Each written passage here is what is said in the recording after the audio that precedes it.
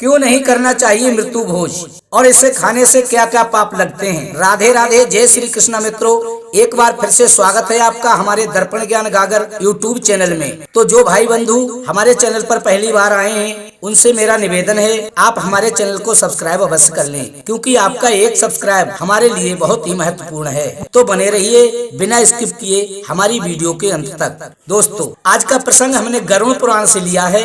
आज हम बताएंगे कि किसी परिजन की मृत्यु हो जाने पर जो लोग 13वीं के पश्चात मृत्यु भोज का आयोजन कर अपने सामर्थ्य से अधिक रिश्तेदारों और गांव वालों को भोजन कराते हैं तो उसका क्या परिणाम होता है और मृत्यु भोज कराने की प्रथा प्रारंभ क्यों हुई। मित्रों, आजकल 13वीं के बाद खाने का बड़ा आयोजन किया जाता है जिसे हम मृत्यु भोज कहते हैं। ज्यादातर लोग अपनी क्षमता से अधिक बढ़कर ब्राह्मणों के साथ साथ रिश्तेदारों और गाँव वालों को भी भोजन कराते हैं, लेकिन ये लोग ये नहीं जानते हैं कि इस बात का हमारे धर्म ग्रंथों में कोई जिक्र नहीं है कि मृत्यु भोज पर बड़ा आयोजन करने के साथ ही रिश्तेदारों और गांव वालों के लिए भोजन कराना चाहिए। तो ये मृत्यु भोज की प्रथा कहां से प्रारंभ हुई और क्या इसे खाने से हम और आप पाप के भागी बन जाते हैं। मित्रों, जैसा कि हम जानते हैं गरुड़ पुराण में मनुष्यों के कर्मों का लेखा जोखा और मृत्यु के बाद आत्मा के साथ साथ क्या क्या घटनाएं घटती हैं और मरने वाली जीव आत्मा को स्वर्ग मिलता है या नरक, ये सारी बातें समझाई गई हैं। इसके अतिरिक्त धर्म पुराण में ये भी बताया गया है कि मृत्यु होने पर परिजनों को क्या क्या कार्य करने चाहिए। गरुड़ पुराण के अनुसार जब किसी की मृत्यु हो जाती है तो उसके परिवार वालों को उसकी आत्मा की शांति और यमलोक की यात्रा तय करने के लिए तर्पण और हवन पूजा करनी चाहिए, जिससे मरे हुए व्यक्ति की आत्मा को यमलोक के कठिन पथ पर चलने की शक्ति मिल सके।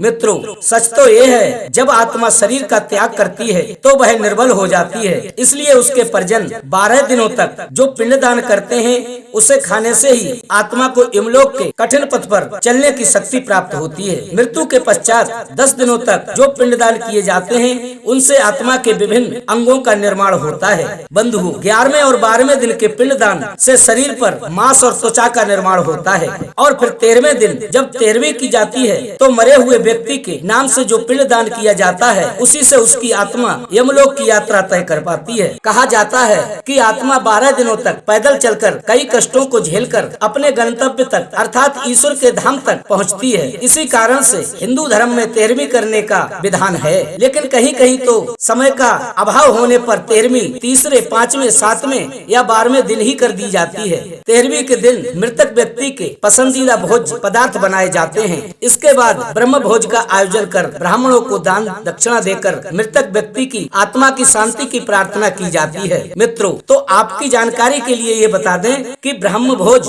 को ही आजकल मृत्यु भोज कहा जाता है, जो सरासर अनुचित है, क्योंकि मित्रों ब्रह्म भोज वह होता है जो कि हम ब्राह्मणों को भोजन कराते हैं, ना कि रिश्तेदारों और गांव के लोगों को। गरुड़ पुराण के अनुसार किसी की मृत्यु के 11वें दिन ब्राह्मणों को भोजन कराना चाहिए और 13वीं के दिन 1, 2 या 13 या फिर जितनी आपकी क्षमता है उसके अनुसार ब्राह्मणों को भोजन कराना चाहिए और ब्राह्मणों को सफेद साफी, जनेऊ और एक पात्र भी दान में देना चाहिए। इससे आत्मा को शांति मिलती है। मित्रों, आपके मन में ये प्रश्न अवश्य उठ रहा होगा कि अगर मृत्यु भोज की प्रथा नहीं है तो इसकी शुरुआत कैसे हुई। बंधुओं, गरुड़ पुराण में पगड़ी की रस्म का भी उल्लेख मिलता है। ये रस्म तब होती है जब परिवार के मुखिया की मृत्यु होती है। इसके बाद घर के नए मुखिया का चुनाव किया जाता है। पगड़ी की रस्म में परिवार के सबसे बड़े बेटे को या सबसे अधिक उम्र के पुरुष को पगड़ी बांधी जाती है। पगड़ी रस्म संस्कार या तो अंतिम संस्कार के चौथे दिन या 13वीं के दिन की जाती है। यही नहीं बल्कि परिवार के नए मुखिया का चुनाव होने पर रिश्तेदारों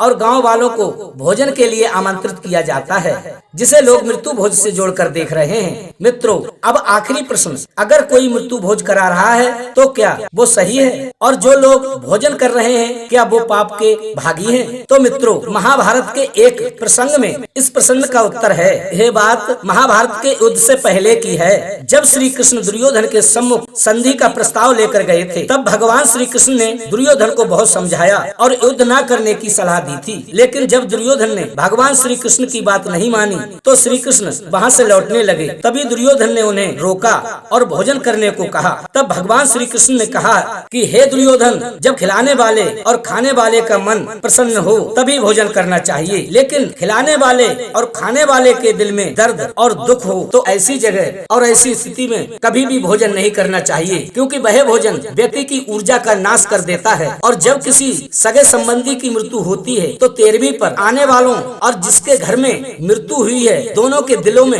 मृतक के विरह की पीड़ा होती है। मित्रों, ऐसी स्थिति में भोजन करवाने वाला और भोजन करने वाला दोनों ही दुखी और पीड़ित होते हैं। अतः ऐसी स्थिति के चलते हमें 13वीं या मृत्यु भोज में भोजन नहीं करना चाहिए। मित्रों, मैं तो यही कहूँगा कि दिखावे से भरी इस दुनिया में मृत्यु भोज एक तरह का दिखावा ही है, जिसमें लोग लाखों रुपए खर्च कर देते हैं। इसलिए मित्रों, ना हमें मृत्यु भोज कराना चाहिए और ना ही उसमें शामिल होना चाहिए। मित्रों, आशा करते हैं अब आपको मृत्यु भोज और ब्रह्म भोज में अंतर पता चल गया होगा। तो बंधुओं, कैसी लगी हमारी ये कहानी? यदि अच्छी लगी हो तो हमारी वीडियो को लाइक, शेयर और कमेंट में राधे राधे अवश्य लिखें। और यदि आपने अभी तक हमारे चैनल को सब्सक्राइब नहीं किया है तो दोस्तों हमारे चैनल को सब्सक्राइब अवश्य कर लें। इसी के साथ बंधुओं, राधे राधे, जय श्री कृष्णा।